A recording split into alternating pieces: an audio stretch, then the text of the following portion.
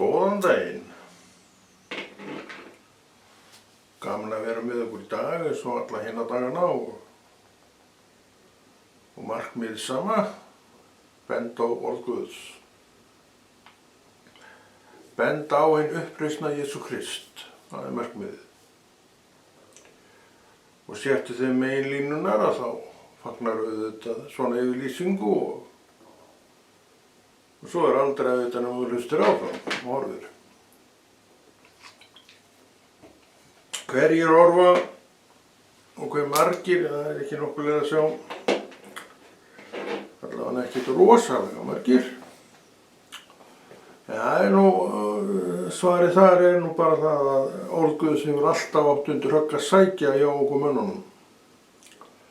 Sem er einkennilegast af öllu einkennilega en þó ekki því að hér fer illt afl sem að kann ekkert að ljúga, mismæli sig eða segi satt og það eru verk Satans. Og þú vilt nú ekki heyra neitt hann og hann er heldur ekkert umræðið efnið. Þetta verið að benda á það sem er að og hann er það sem er að, trúðu því. En við skulum ekki hafa áhyggjur af honum því að Kristur kom hérna í heiminn, gerði allt sem þurfti, vann öll verk sem þurfti til að ég og þú og öll framtíðin í raun og veru frá þessum tíma yrði hólpin. Og Kristur stendur við sitt og þeir sem taka við honum og hann gefur leyfi til þess að bera nafni sitt eru hólpnir. Akkur er ekki allir hólpnir þá? Að þeir viti ekki ástandið. Þeir lifa bara í sínum daglega heimi og horfa ekki á neitt nema það. En þú ert meira heldur en þetta daglega eins og þess sem þú ert í.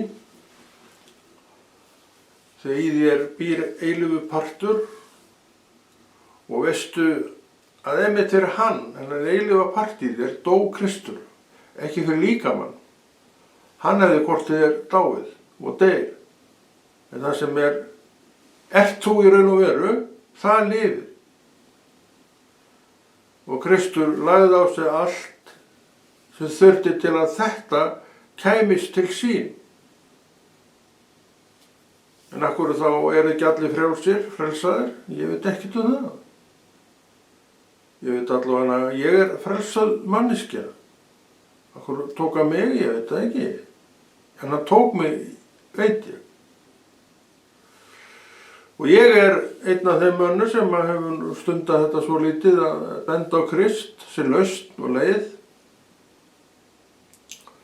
Og við erum nokkuð mörg sem erum í þessu embætti að segja frá. Og við erum oft að segja vitnisburðin okkar í Jesú. Vegna þess að vitnisburðurinn, hann er svo rosalega öflugt vopn, vitnisburðurinn. Það er, hvað er trúverðugur í raun og veru, heldur en segjum lífsreynslu saga mín með Kristi. Þar sem við erum að starfa saman, vinna saman og er þetta ekki bara geðveiki að tala svona? Ég spyr á móti, er geðveiki að tala sannleikann? Það er engin geðveiki því að þú ert að segja sannleikann. Annað er síðan hvort þú trúir svona orðum ekki, það er allt annar handleikur. En sannleikur er það og sannleikurinn á að hljóma. Lygi hljómar líka því miður þá er það nú þannig. Til að mynda þeir sem segja að það sé ekki Guð til. Ég get alveg lofa þér því að þeir eru ekki að segja sannleikann. Því að ég veit að Guð er til. Ég veit að eitt sem gekk hér raunveruleg manneskja, alveg svo ég og þú, sem síðar var frelsari heimsins. Hann settu verk og menn gættu sín á því að koma illa fram við hann. Við þekkjum þetta nú. Hann var góður maður, er ekkert endilega fyrirfram mest metinn af öllum öðrum mönnum, en hann er góður maður. Og Kristur einn líklega stendur undir þessi nafni að vera góður maður. Og vegna þess að stóð undir þessu nafni góður maður, gat drottinn, lifandi Guð, notað hann sem frelsara mannsins. Sem sagt, ég trúi á Jesús, sem Kristur gerði að Messiasi, já. Og ég baði ekkert að trúa á hann, en ég fékk þessa trú og hún hefur fylgt mér frá þessum degi sem þetta gerðist, sem var 1989. Og hér ég enn að mæra þennan einstakling sem heitir Jesús. Og ég held að ég geri það hérna bara á meðan ég dreg andan. Mér sýnist að stefni nú allt í það. Þannig að trúin mín hefur ekki veiklast, hún hefur vaxið daglega. Og það finnst mér nú vera nokkuð mikill staðfesting á því að þetta sem að þessi einstaklingur að tala eitthvað. Ekki bara einhver hégómi sem fellur í dag en fellur á morgun. Þannig það ekki. Og þetta það sem að Kristur vill við mig segja og við þig segja. Og hann að tala sitt orð vegna þess að hann það sem hann Ég veit að ef þú átt þetta sama til og ég, þá trúir þessu, en ef þú átt ekki til þetta sama og ég, þá ertu sennilega ekkert að hlusta, en maður veit aldrei hverjir að hlusta. En þetta byrjar alltaf á því að trúin byrjar alltaf á því að þú heyrir eitthvað frá einhverjum einstaklingi sem vekur áhuga þig. Það vaknar eitthvað í þér. Það fyrsta skrefið sem að menn taka inn í þessa vít, Kristvítina. Ekki man ég í sjálfum sér hvað ég heyrði fyrst. Ekki nema þegar ég uppgötaði, alltaf hafi nú gjörið það fyrsta, þegar ég uppgötaði það og fekk sannfæringu það væri til Guð. Já, það til Guð. Og bráðum 40 árum seinna þessi einstaklingur enn að tala þetta. Jú, það til Guð. Hann ekkert allir að blekkja og ljúga sem tala með þessum hætti. Hvort menn trúi því sem verið að segja, það ekkert sama mál. Það allt annar handleikur. En einhvers staðar þarf að gera þetta og einhverju þurfa að gera þetta og Kristur hann notar sitt fólk í verkið og ég einn af hans mönnum. Við munum eftir lærisveinunum, 12. Kristur valdi þá sjálfur og við munum alveg hvernig hann gerði það. Hann gekk svo benti hann á einn sitjandi á stétt eða tröppu heima á sér og var eitthvað orðaneglundur á sér. Og svo kemur Kristur og bendir á hann, fylg þú mér, sagði hann. Og hann stóð upp og fylgdi honum. Og var einn af hans merkustu lærisveinum. Var það ekki Mattías, var hann ekki tolleintumaður. Þannig að Kristur velur ekki menn úr einhverjum sérstökum stéttum. Tolleintumenn á tímum Krist voru ekki vel þokkaðir menn. Þetta voru handrukkarar sem við þekkjum í dag á vegum hins opinbera. Og ef menn gátu ekki greitt, þá voru þeir bara, var þeir bara mistinn. Og sjálfsagt hefur þessi Mattías, eða hvað hann heitir, verið einn af þessum mönnum, því að svona unnu þeir. Þetta var bara skipanir frá yfirvaldinu. Sem segir okkur það að yfirvald sem gefur svona skipanir getur ekki verið gott yfirvald. En það eru sum lönd sem að drattast með slæm yfirvald og sum lönd sem drattast með ofbeldisfull yfirvald. Og ef þau eru ofbeldisfull, þá smitar þetta út í allt samfélagi. Þá þau vopn sem að yfirvöld hafa, knúin til þess að beita vissu ofbeldi. Þannig að samfélagið verður óttaslegið og samfélagið verður kannski svolítið ofbeldisfyllara en það þyrfti að vera. Þannig að allt þetta nú, öllu er þessu nú stjórnað og stýrt af einhverjum.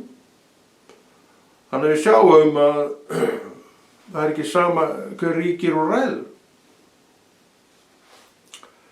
En þeir sem að ríkja og ræða í grunninn er eitthvað sem við höfum valið sjálf yfir okkur. Það vill engin vond stjórnvöld. En glæsileikinn, þau kunna segja tvagið sem kalla, glæsileikinn, hann rífur. Og menn segja, hverjum manna þeirra, þetta er einstaklingur. Og þessi einstaklingur er nú svo hátt skrifaður hjá sumum. Það er bara samþykki þetta sé bara einræðisvald, þetta er maðurinn. Látum hann leið okkur. En þetta einræðisvald hefur nú allstaðar steypst á hausinn, það er nú bara þannig. Og það einræðisvald sem er enn uppi, það er nú einhver slatti til af þessu, einn daginn þá steypast þau líka á hausinn.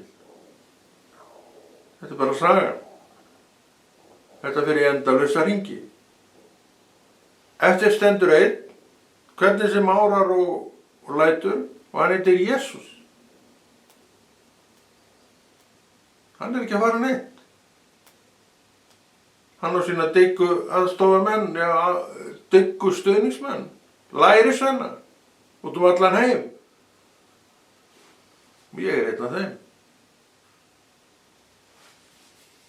Hann valdi mig, ég valdi ekki hann. Eins og ég hef oft vitnað og þá horfði ég svona og það er til Guð. Þetta er andartakið sem ég gekk inn í ríki hans. Og hér er ég enn að þjóna Guði samkvæmt hans vilja, vera með þessa þætti samkvæmt hans vilja og gera ýmislegt annað samkvæmt hans vilja. Og er bara í þessu verkefni og er búin að vera í þessu í áratugi. Þannig þið sjáið að eitthvað er við þetta sem að kannski við öll skiljum ekkert endilega. Og það er allt í lagi, þú þarft ekki að skilja allt. Þú skilur ekkert allt sem Kristur er að gera. En það breytir ekki trúnniðinni á hann. Þú veist að hann er það sem hann segist vera og þú veist að hann er það sem þú trúir á. Gerir margt, lifir í dag, dó, reis upp og er með heilmikla starfsemi út allan heim í gegnum fullt af fólki sem hann hefur virkjað á jörðinni. Já, munnur hans er ennþá í gegnum einstakling. Fullt af einstaklingum sem hann hefur sjálfur tekið frá fyrir sig. Þannig að opinberunin hans, hún er ég og þú sem trúum. Þannig starfar Kristur. Þannig að við sjáum að hann er nær okkur en við höldum. Hann er nær okkur en við oft viljum viðurkenna, segjum það frekar. Ef Krist nýtt ekki við, þá verður nú margt hér miklu verra. Og það sem tekist hefur að ýta Kristi til hliðar, þar er ástandið ekkert sérstaklega gott og það er fullt af löndum sem eru með Krist til hliðar. Það kemst ekkert að. Við sjáum þessi múslímsku lönd. Við sjáum þessi kommunísku lönd. Við sjáum þessi einræðisríki. Þau eru öll með Krist bara við hliðina á þessu öllu. Hann kemur ekki tann nærri. Þeir eru allt í öllu. Og svo náttúrulega byrja landið að fjúka og visna og verða lélegt og vont. En við sjá ekki ástæðuna. Þú ýtir ekki Kristi til hliðar og svo er allt í himnalagi. Þannig er það ekki. En þetta er eitt af því sem að menn gera. Vegna þess að vantrúin hefur bara sinn stað. Ég breyti ekkert vantrúni. Ég er ekki Kristur. En ég bendi á hann sem getur breytt vantrú yfir í trú. Hann gataði við mig, og ef hann gataði við mig, þá getur hann líka gert það sama fyrir þig. Þannig að ég kem ekkert nálægt í máli, nema ég segi frá minni reynslu af Drottni. Það ger ég. Og það get ég gert. Og sumir eru uppteknari við það en aðrir að gera. En þetta er leið. Þessa leið höfum við alveg örugga, pottþétta og góða. Og skulum vinna þessa vinnu þegar hún býðst okkur. Og Drottinn hefur kallað alla. Og sumir, og má þakka fyrir það, eru að sinna sinni köllun. Köllun er líka verk. Köllun er ekki bara einhvað nafn eða orð. Köllun er verk. En sumir kallaðir menn hafast ekki að og það er mjög slæmt. Því að þá leikur eitthvað niðri sem ætti að vera uppi fyrir þínar hendur. Það sem mér er ætlað er uppi vegna þess að ég sinni því. En aðrir eru með köllun sem þeir eru ekki að sinna. Og þar liggur allt sem þar átti að vera í fullu aksjóni, það er ekkert að gera. Og hvað er það sem átti að vera þar í fullri aksjón? Ég veit það ekki. Það hefur aldrei komið fram hvað það er. En það er vilji Guðs að það rísi. En það rís fyrir einstakling með þessa köllun sem leið, eins og vorum að segja, er líka verk. Kristus segir, það er verk að trúa á mig. Já. Og öll verk er eitthvað sem við gerum. Þannig við sjáum að það er ekki nóg að vera kölluð manneskja. Það er auðvitað fyrsta skrefið í þessa átt, en það er aldrei ekki nóg að vera kölluð manneskja. Við þurfum meira, við þurfum að fara og gera. Hann gat notað mig. Ef hann gat notað mig, getur hann líka notað þig. En þú þarft þá að gera eins og ég, að stíga fram. Ég get ekki gert það fyrir þig. Þegar mín köllun er ekki þín köllun.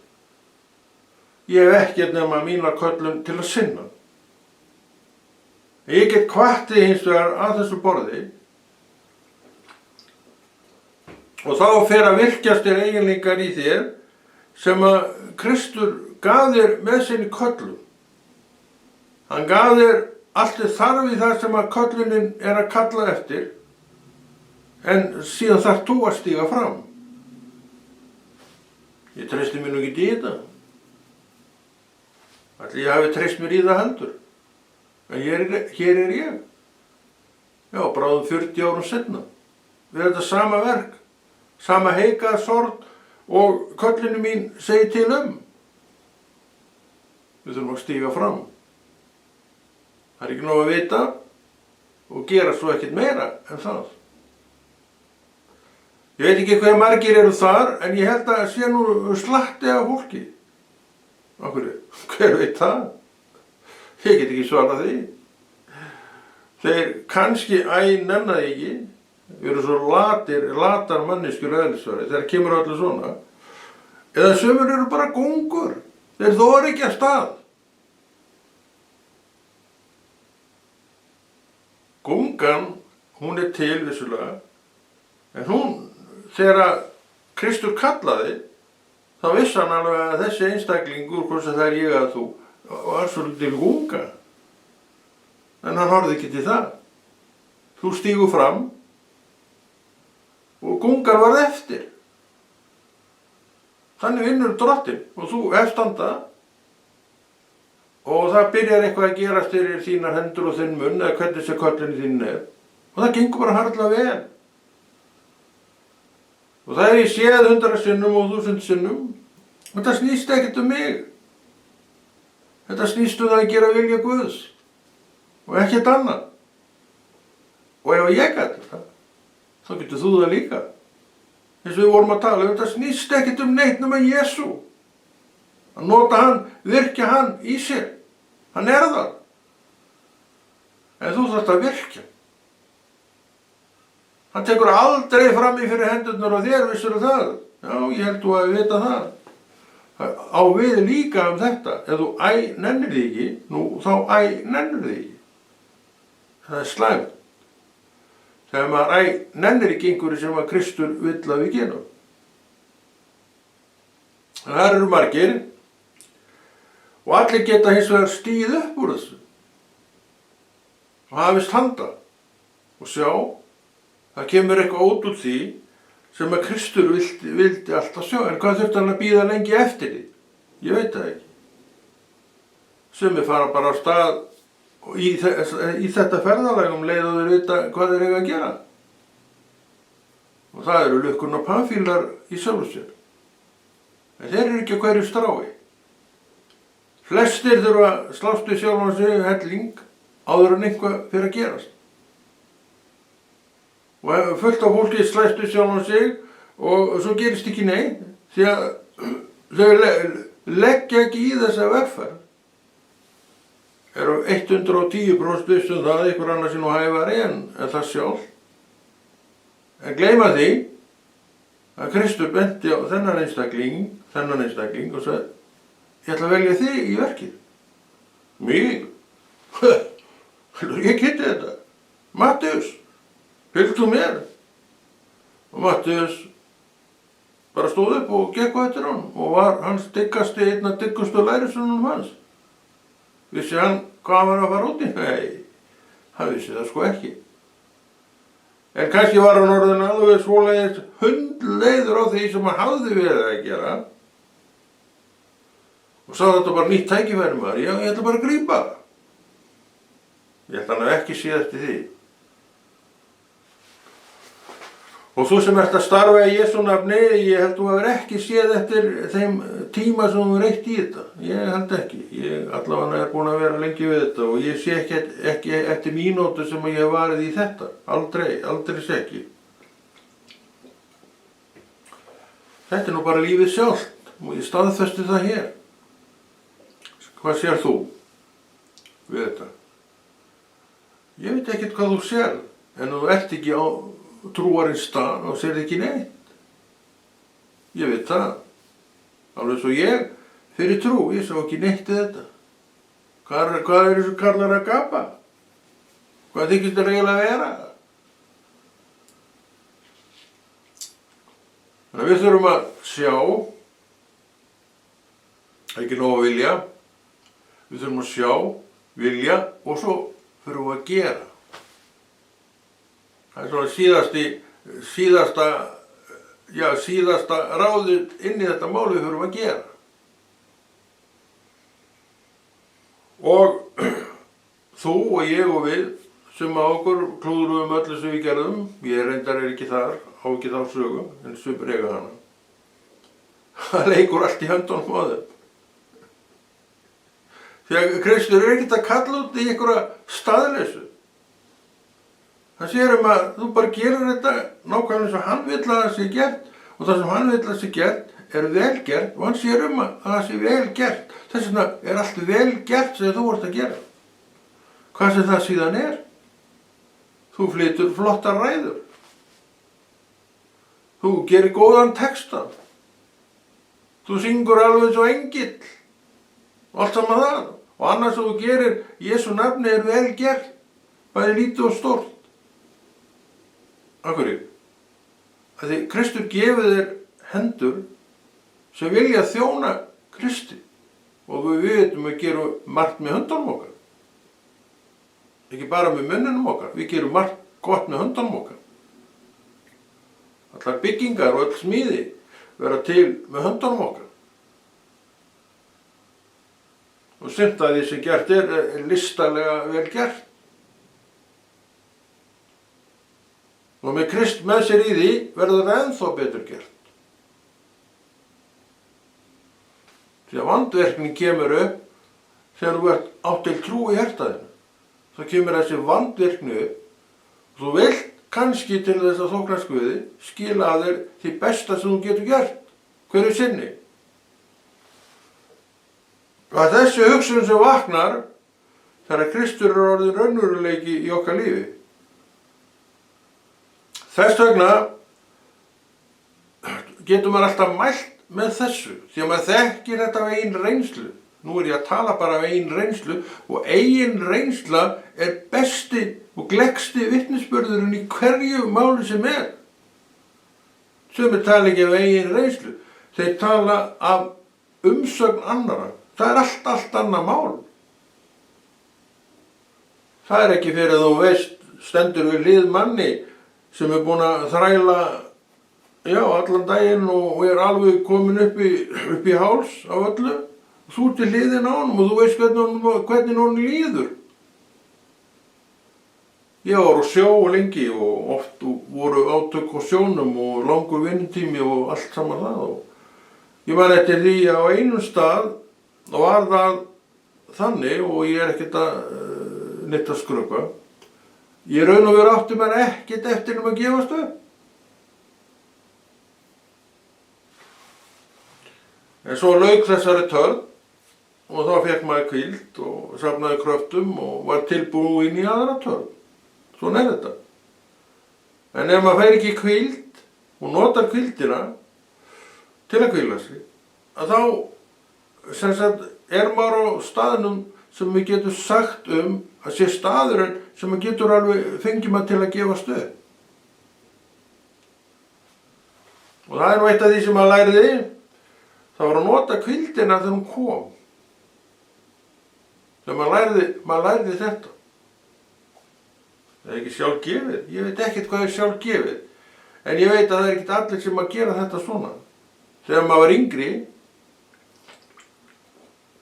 og var að byrja eftir sjós og var á vertíðinni sinni, fallegu. Og það var alltaf langur vinnudagur á netunum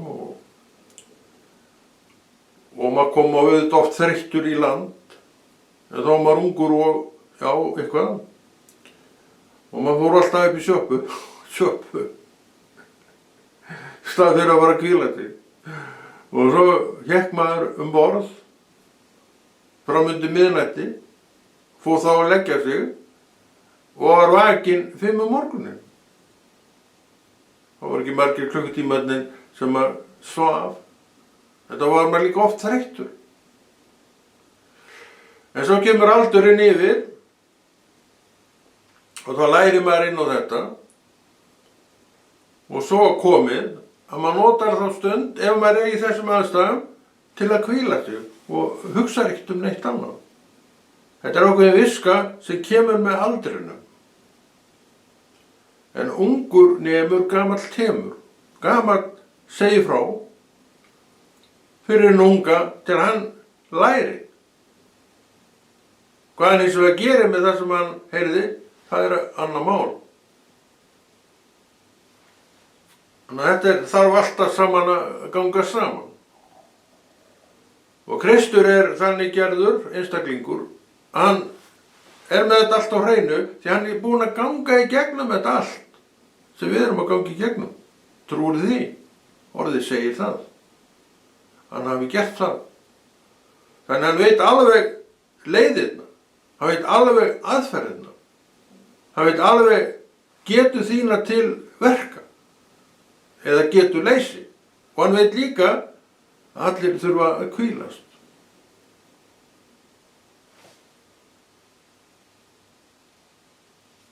Þannig að við erum ekkert að segja neina nýjar fréttir, aldrei ekki. Þetta gengur með okkur á hverjum degi. En við ekki að sinna þannig séð, en þegar við eldustum, þá sinnum við þessu miklu meira.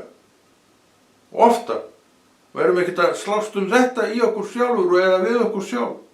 Við bara gerum þetta því við vitum að við þurfum að fara þessa leið. Þannig að það er ekki vandamáli lengur.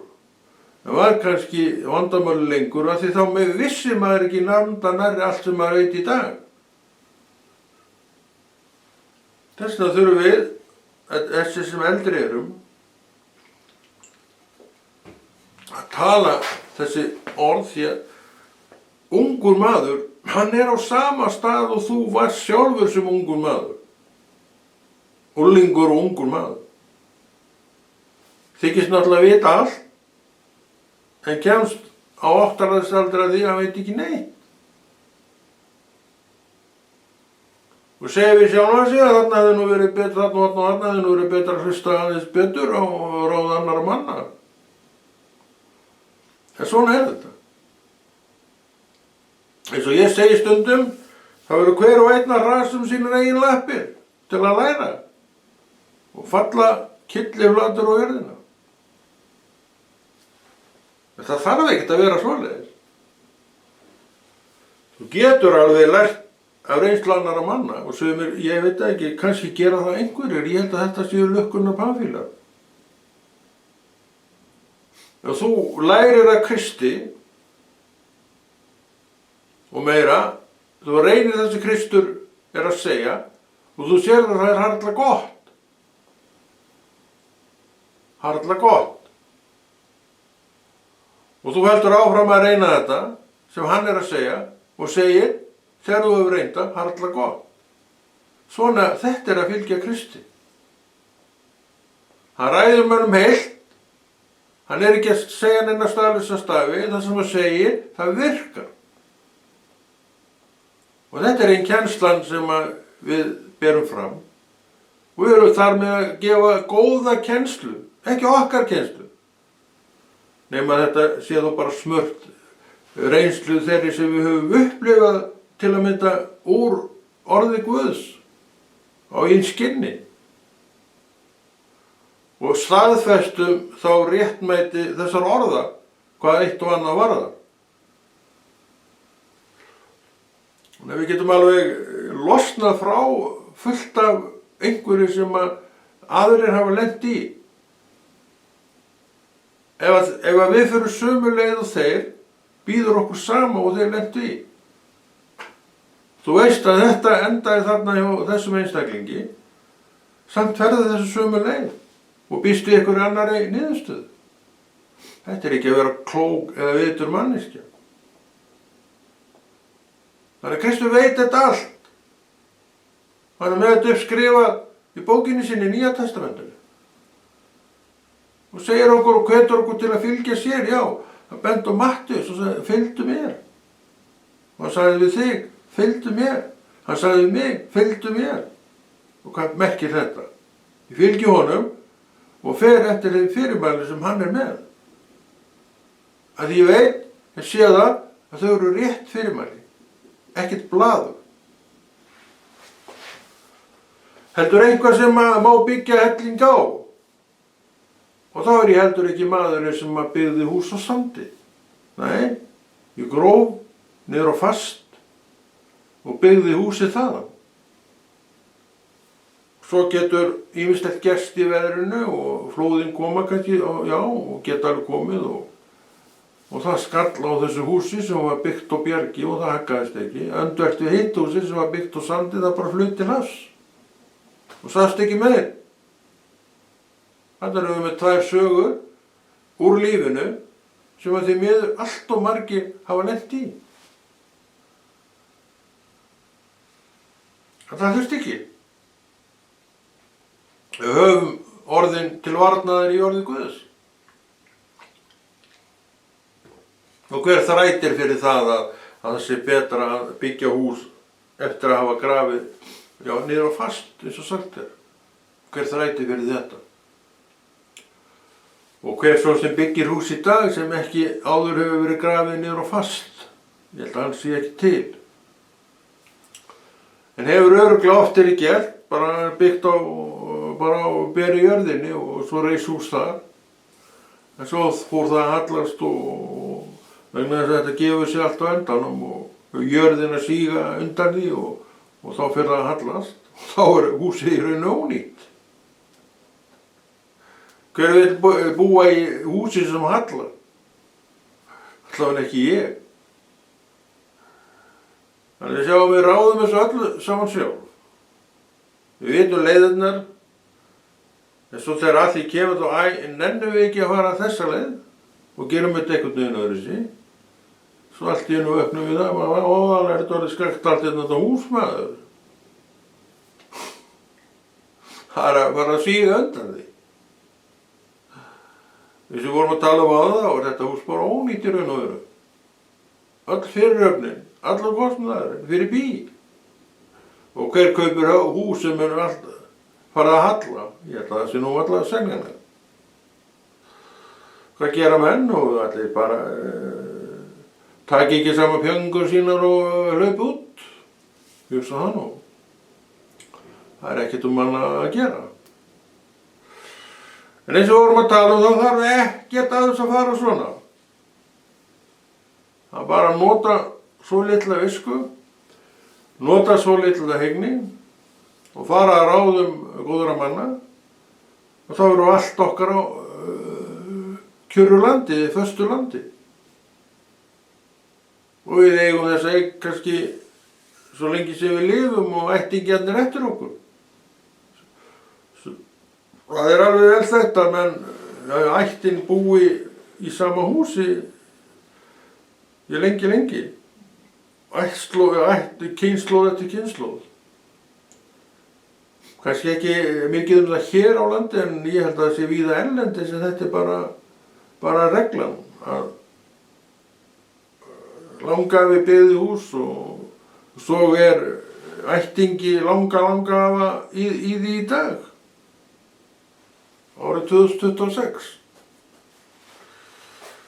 Sá einstaklingur sem gerir þetta svona þarf aldrei að hafa neinar áhyggjur af því hvar hann eigi nú að búa, hann ætlar bara að búa þarna, hann veit röðina. Að einn daginn þá bara fá að þetta. Það lítur nú að vera þokkaleg hugsun að eiga. En við erum ekkert svo mikið þar allavega ekki á Íslandi. Við viljum byggja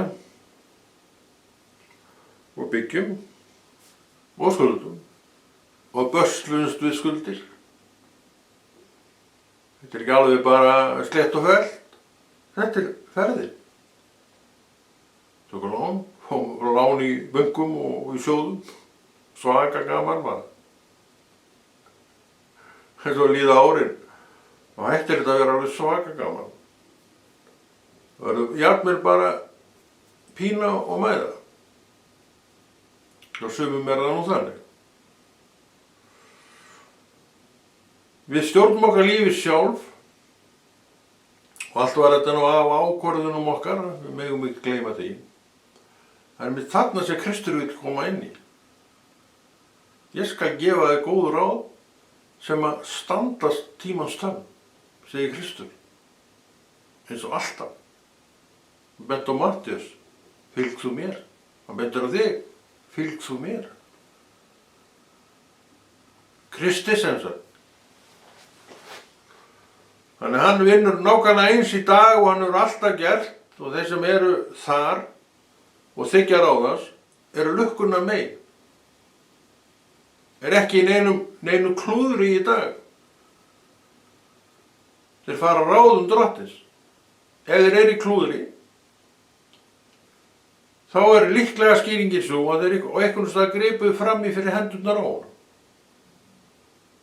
Þegar Kristur bannaði aldrei neitt, en hann segir við þig, Konráð, fylgdu mér.